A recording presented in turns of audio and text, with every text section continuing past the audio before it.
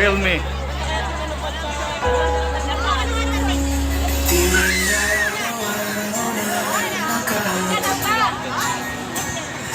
Ilang beses na rin tayo Contestant number 1 from Kindergarten Head Start, Maria Jenny A. Angkaha, 28 years old. Pinanganak noong March 7, 1996. Kasalukuyang naninirahan sa Barangay Muligin, Unisan, Quezon. Ang kanyang mga hobbies ay cooking and watching horror movies. Naniniwala siya na life is like riding a bicycle. To keep your balance, you must keep moving. Once again, our contestant number 1 is Maria Janine A. Angkaha from Kindergarten Head Start.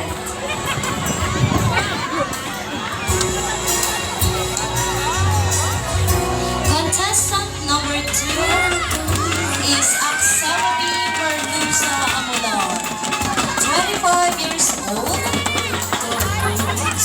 born on November 7, 1998. Currently residing in Barangay Ibabang Kalilayan, Unisan, Quezon, and her hobby is dancing. She believes that life is too short to spend it at war with yourself. Once again, the muse of grade 1 Daisy, Axelby Berlusa Amular.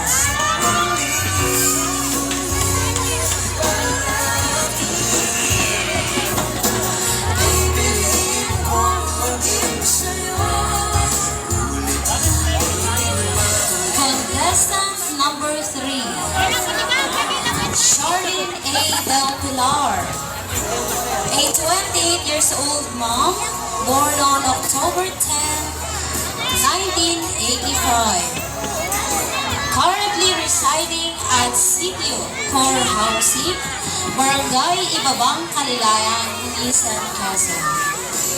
She likes cooking, and she believes that if you get tired, learn to rest but not to quit. Once again, muse of grade 2 FL, Charlene A. Del Pilar.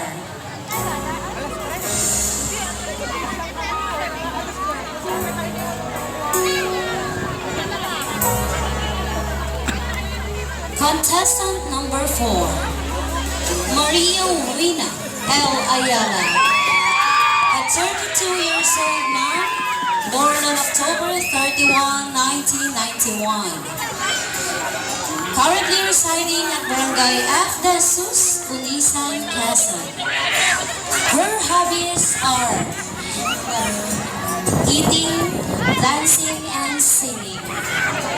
She believes that always pray to have eyes that see the best, a heart that forgives the worst, a mind that forgets the bad, and a soul that never loses faith.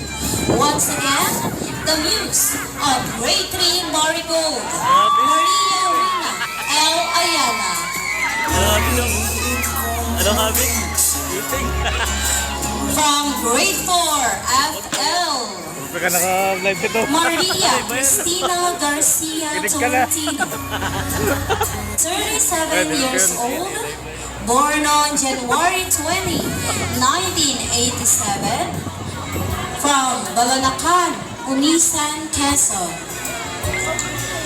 She likes cooking and dancing, and she